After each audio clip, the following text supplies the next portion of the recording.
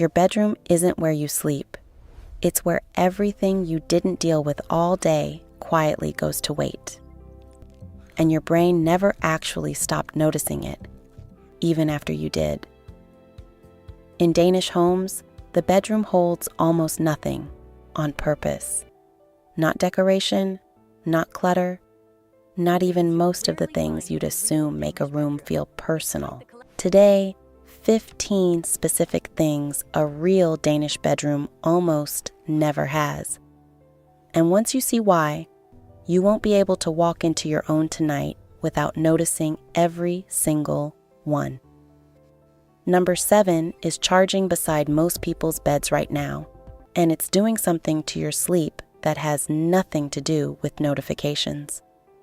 Number 11 isn't really an object at all. It's what you've been avoiding.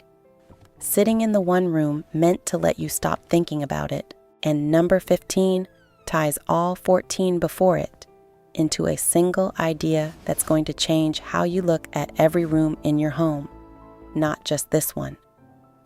Stick around for that. Plus, the 2-step 5-minute reset at the end that tells you exactly where to start tonight. Quick note before we dive in.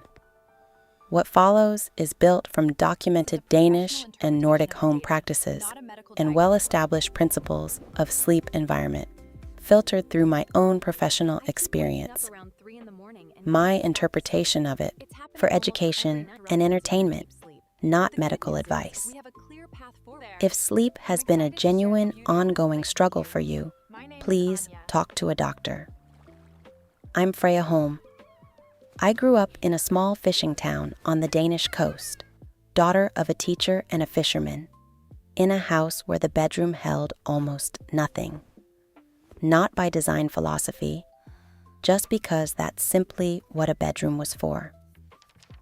I trained as an interior designer in Copenhagen, and for 8 years, I organized homes for urban families.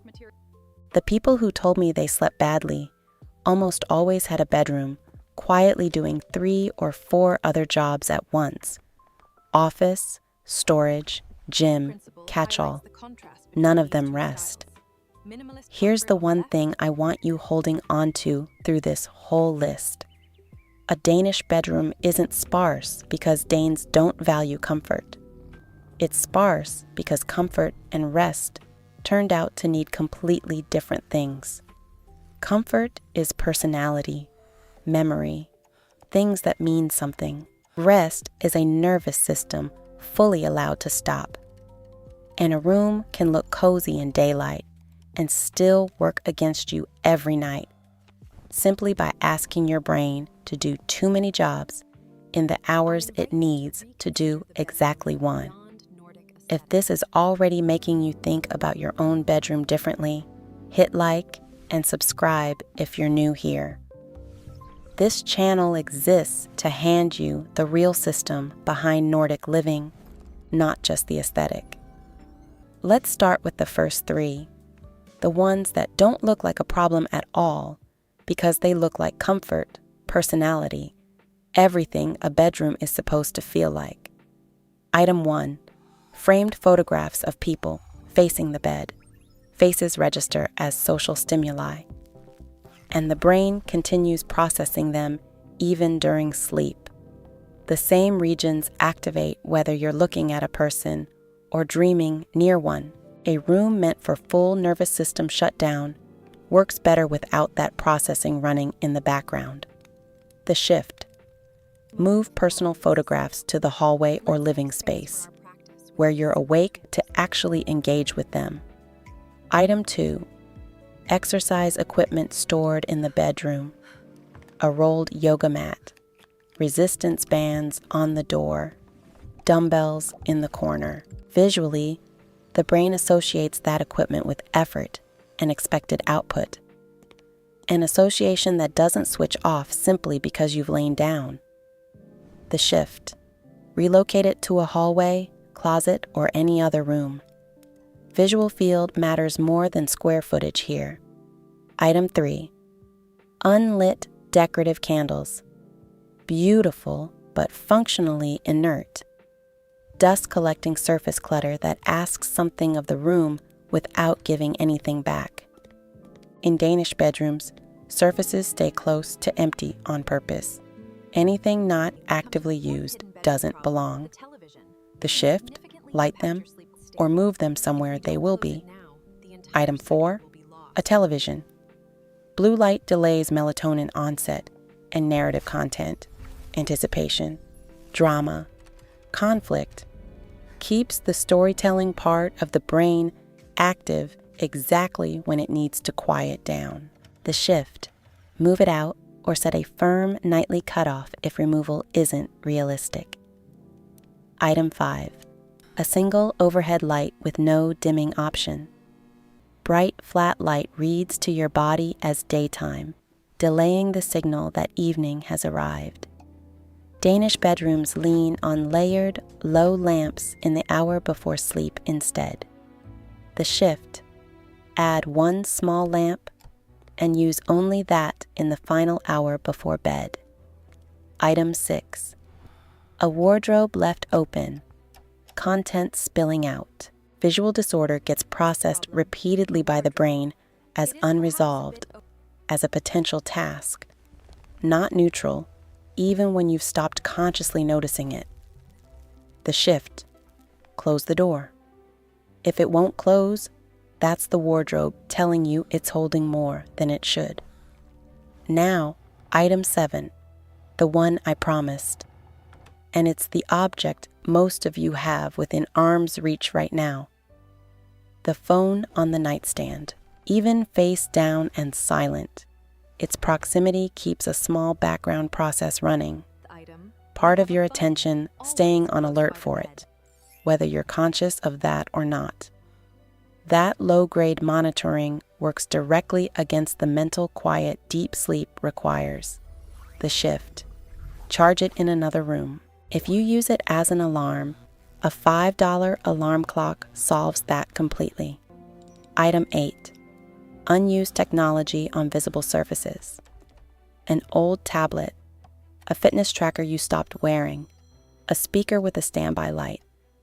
Each one is a small, persistent light source in a room that should be dark, not dim.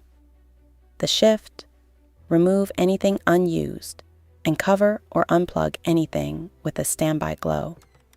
Item 9, work bags, briefcases, or work clothes left in the bedroom. Sleep science leans heavily on consistent association.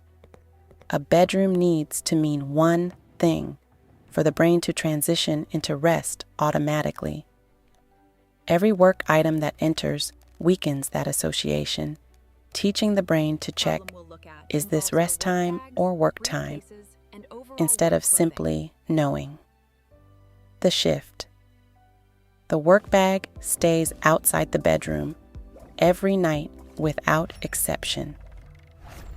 Item 10, a mirror facing the bed directly. Practically, it can reflect early light straight into the sleeping space. Psychologically, your own reflection activates self-referential processing. The same networks involved in self-evaluation, active in exactly the room meant to ask nothing of you. The shift. Angle it away from the bed. Item 11, the one I promised. And it's less about an object and more about what the object represents. Reminders of something unresolved. An unpaid bill on the dresser. An unanswered letter. Something you've been avoiding thinking about directly. These aren't neutral. Unresolved situations tend to keep a specific kind of background thinking active, the kind responsible for rumination, for the thoughts that arrive uninvited at midnight. And that doesn't switch off simply because the lights are out. The shift, remove it or move it to the room where you'll actually deal with it. The bedroom isn't a waiting room. Item 12, a room sealed too tightly overnight. No air movement at all. Poor overnight ventilation lets carbon dioxide build gradually, and that buildup is linked to lighter, more fragmented sleep, and reduced morning alertness. The shift: crack a window slightly before bed, even briefly, even in cold weather. Darkness and fresh air aren't in conflict. Item 13, a stack of books you're not currently reading. One book in progress is companionship. Several unopened ones, quietly accumulating, are a small reminder of intentions not yet honored, not the image you want as the last thing your eyes land on before sleep. The shift: keep only the one you're actually reading. Move the rest to a shelf elsewhere. Item 14, strong synthetic fragrance. Plug in air fresheners, heavily scented sprays, pleasant in the moment. But the bedroom is where you breathe most continuously for hours at a stretch. And synthetic fragrance compounds aren't something most people would choose to inhale steadily all night if they thought about it directly. The shift: if you want scent at all, keep it natural and minimal. Dried lavender, fresh linen air, otherwise none. And item 15, the one that ties every item before it together. Anything in the bedroom that represents who you're supposed to become rather than who you are right now. A vision board, a goal-setting notebook on the nightstand, an inspirational quote above the headboard. These aren't bad objects. In every other room, they serve exactly the purpose they're meant to. But a bedroom asking you to measure how far you still have to go is a bedroom that isn't fully letting you rest, because rest isn't available to a nervous system still being evaluated. The shift: move anything future-facing to the rooms where you're awake and building. Leave the bedroom for the person you already are tonight, not the one you're aiming to become. Here's the 2-step reset under 5 minutes. Step 1, tonight. Stand in your bedroom doorway and look at the room the way your nervous system does at bedtime. For everything you see, ask one question. Is this here to help me rest, or is it here for another reason entirely? Anything answering another reason is in the wrong room. Step 2, tomorrow morning. Notice what your eyes land on first when you wake, before you've done anything else. Whatever it is, that's what your brain prioritized overnight. And if it isn't something that supported rest, it was quietly competing with it. Start with one item tonight, not all 15. The phone charged elsewhere, or the mirror angled away, or the work bag moved to the hallway. One change, one night, and notice what the difference actually feels like by morning. You don't need a bigger bedroom, a new mattress, or different curtains. You need a room that's finally been given back its one job. Tell me in the comments, how many of these 15 are currently in your own bedroom right now? I read every single one. And if you know someone whose bedroom is quietly working against them, send this to them. Everyone deserves a room that's actually on their side. I know the most common pushback to a list like this, because I heard it constantly from clients. I don't have another room to put any of this in. A lot of the homes I organized in Copenhagen were genuinely small. One bedroom, sometimes doing double duty as the only spare space in the apartment.